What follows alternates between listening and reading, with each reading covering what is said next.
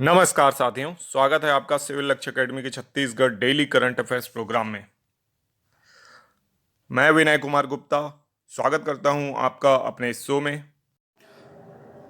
तो आज का पहला प्रश्न है आप लोगों के लिए, A++ रेटिंग के साथ भारत की सर्वश्रेष्ठ 10 यूनिवर्सिटी में शामिल होने वाली छत्तीसगढ़ की यूनिवर्सिटी कौन सी है? आपके ऑप्शन हैं पंडित रविशंकर शुक्ल यूनिवर्सिटी, गुरु घासीदास विश्वविद्यालय, बिलासपुर यूनिवर्सिटी या सरगुजा यूनिवर्सिटी। तो इसका सही जवाब है गुरु घासीदास यूनिवर्सिटी।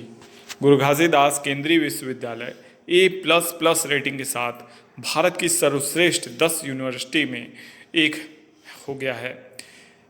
इसका बहुत ज़्यादा लाभ छत्तीसगढ़ को मिलेगा, साथ ही साथ गुरु घासीदास विश्वविद्यालय के छात्रों को भी मिलेगा। उनकी जो डिग्री है वो अब ज़्यादा मान्य होगी अन्य विश्वविद्यालयों की तुलना में। साथ ही साथ जो गुरु घासीदास विश्वविद्यालय है, यहाँ अब नए कोर्सों के लॉन्चिंग में कोई भी परेशानी नहीं आएगी। यूनिवर्सिटी को ये अधिकार होगा कि वे नए कोर्स लॉन्च कर सकते हैं। ठीक है, तो केंद्रीय विश्वविद्यालय गुरु घासीदास विद्यालय बहुत ही अच्छा परफॉर्मेंस दे रहा है। ये राज्य के लिए गौरव की बात है और बहुत ही अच्छी बात है राज्य के विद्यार्थियों के लिए। नेक्स्ट क्वेश्चन है, हरे सोने के नाम से कौन सा वनोपज जाना जाता है? तो इसका सही जवाब है तेंदुपत्ता। हरे सोने के नाम से तेंदुपत्ता वनोपज जो है वो जाना जाता है और बस्तर में इस समय रिकॉर्ड तोड़ तेंदुपत्ते का संग्रहण किया जा रहा है। तेंदुपत्ते से आप जानते हैं कि बीड़ी बनती है और तेंदुपत्ते का उपयोग होता है वनोपज के रूप में, तो ये काफ़ी ज़्यादा महत्वपूर्ण है राज्य की वनोपज से प्राप्त आय के लिए। ठीक है, तो इसको याद रखना है। हरे सोने के नाम से जाने जाने वाला वनोपज कौन सा है? तेंदुपत्ता है। ठीक है, नेक्स्ट क्वेश्चन बहुत महत्वपूर्ण क्वेश्चन है ये भी। जोड़ा तालाब जो कि हाल ही में समाचार पत्रों में था, निम्नलिखित में से किस शहर में स्थित है? अंबिकापुर, सूरजपुर, बैकुंठपुर या मनेंद्रगढ़? तो इसका सही जवाब है बैकुंठपुर। तो बैकुंठपुर में स्थित है जोड़ा तालाब। जोड़ा तालाब दो बड़े तालाब हैं जो अगल बगल में स्थित हैं। इनको जोड़ा तालाब के नाम से जाना जाता है और विभिन्न गंदगी और अन्य कारणों से ये वर्तमान में सुर्खियों में बना हुआ है। तो बैकुंठपुर जो कि कोरिया जिले का मुख्यालय है, यहाँ पे स्थित है जोड़ा तालाब। इसको याद रखना है, किसी भी एग्जाम में पूछा जा सकता है।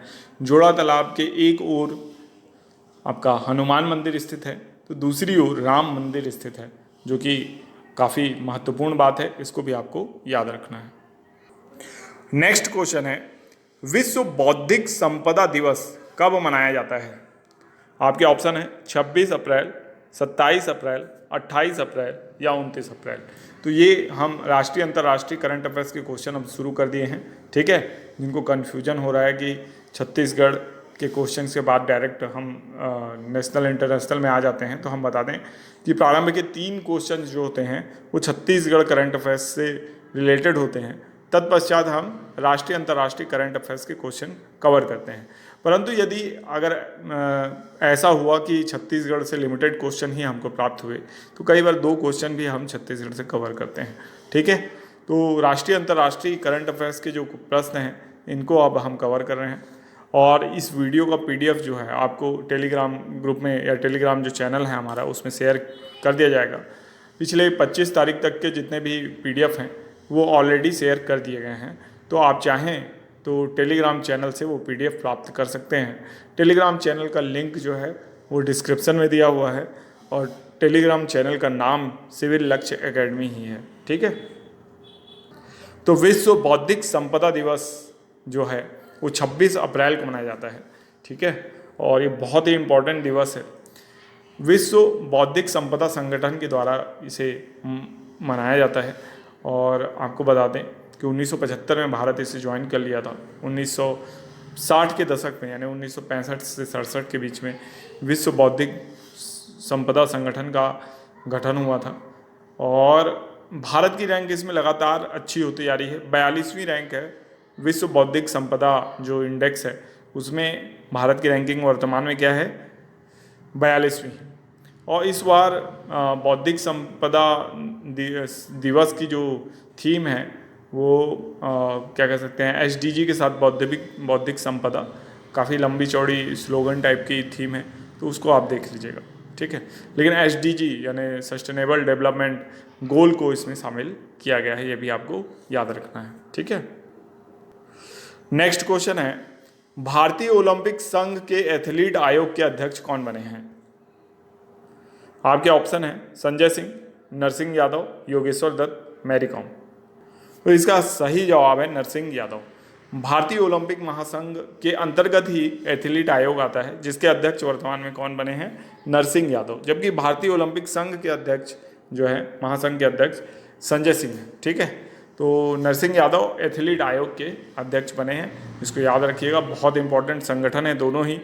भारतीय ओलंपिक संघ महासंघ जो है, ये ओलंपिक खेलों का जो दल बनता है उसके अगुवाई कौन करते हैं या उसके को निर्धारण कौन करते हैं, तो भारतीय ओलंपिक महासंघ द्वारा किया जाता है।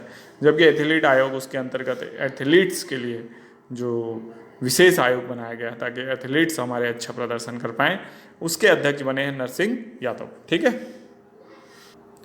नेक्स्ट क्वेश्चन है, G7 शिखर सम्मेलन 2024 का आयोजन कहाँ किया जाएगा, जिसमें भारत को भी आमंत्रित किया गया है? तो इसका सही जवाब है इटली। इटली में G7 शिखर सम्मेलन 2024 का आयोजन किया जाना है ना। जून में ये आयोजन होगा, जिसमें भारत को भी आमंत्रित किया गया है, ठीक है। और इसको याद रखना है। और इससे पहले कहाँ हुआ था? जापान में हुआ था G7 सम्मेलन। और G7 शिखर सम्मेलन इस वर्ष कहाँ होगा? 2024 में इटली में आयोजित होगा, ठीक है। इसको याद रखिएगा। अब होमवर्क प्रश्न है आप लोगों के लिए, जिसका जवाब आप कमेंट बॉक्स में ज़रूर दीजिएगा।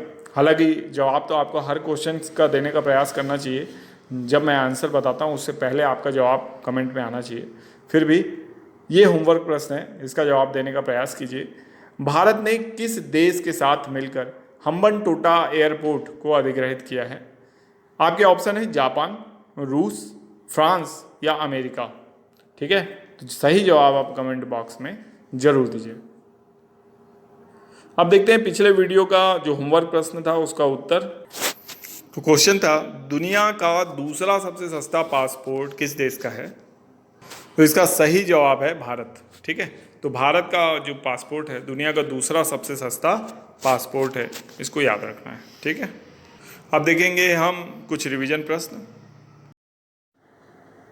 तो आज का पहला प्रश्न है, कोंटा किस नदी के तट पर स्थित है? हाँ, ये कोंटा जो है सुकमा जिले के सबसे दक्षिण में स्थित है, यानी छत्तीसगढ़ का सबसे दक्षिण में स्थित स्थान है। तो कोंटा किस नदी के तट पर है आपको बताना है, इंद्रावती, सबरी, नारंगी या कांकेर।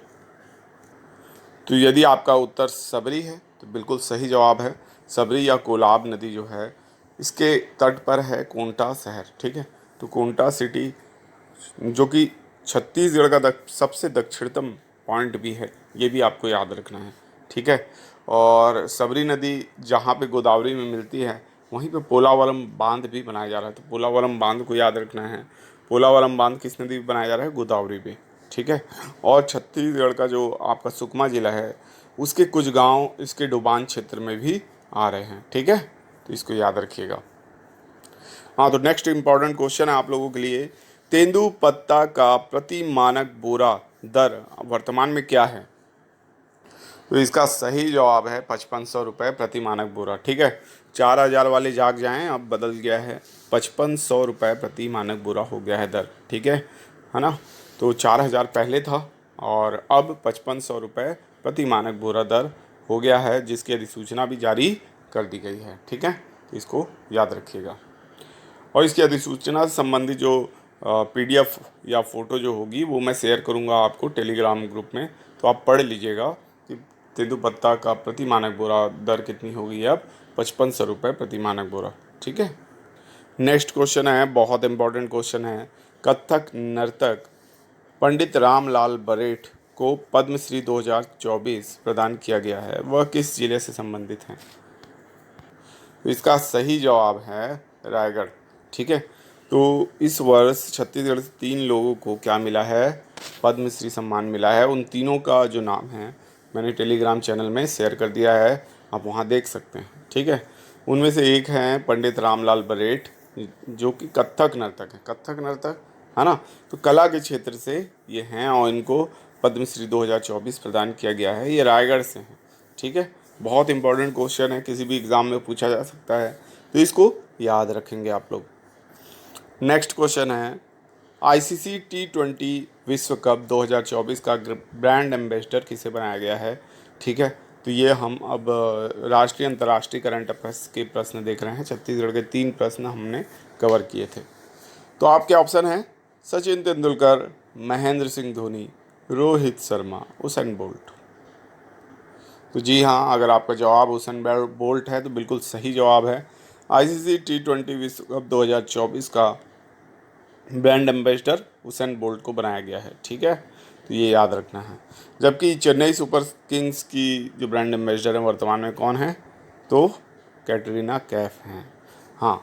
और सेवलॉन इंडिया का ब्रांड एम्बेसडर या हैंड एम्बेसडर किसे बोला गया है, सचिन तेंदुलकर को। तो ये सारी बातें आपको याद रखना है, इनसे भी क्वेश्चन पूछ लिए जाते हैं। नेक्स्ट क्वेश्चन है, विश्व मलेरिया दिवस कब मनाया जाता है। तो इसका सही जवाब है 25 अप्रैल। 25 अप्रैल को क्या मनाया जाता है, विश्व मलेरिया दिवस मनाया जाता है। मलेरिया की रोकथाम के लिए ये मनाया जाता है। और आपको पता हो, मादा एनोफिलिस जो मच्छर है उसके काटने से मलेरिया होता है, ठीक है। और विश्व में सबसे खतरनाक बीमारियों में से एक है। अजरबैजान, तजाकिस्तान ने अपने आप को मलेरिया मुक्त घोषित किया है। और इसके अलावा जो ये बीमारी है मलेरिया, ये प्रोटोजोअन डिजीज़ है, जिसकी जो प्लाज्मोडियम जो प्रोटोजोआ है उसकी खोज किसने की थी, तो रोनाल्ड रॉस ने की थी, जिसके लिए उनको चिकित्सा का नोबेल पुरस्कार भी मिल चुका है, ठीक है। तो ये सारी बातें आपको विश्व मलेरिया दिवस से याद रखना है। नेक्स्ट क्वेश्चन है, किस देश ने भारत के लिए अपना पहला रक्षा सलाहकार नियुक्त किया है। आपके ऑप्शन है Australia, America, Japan, Papua New Guinea.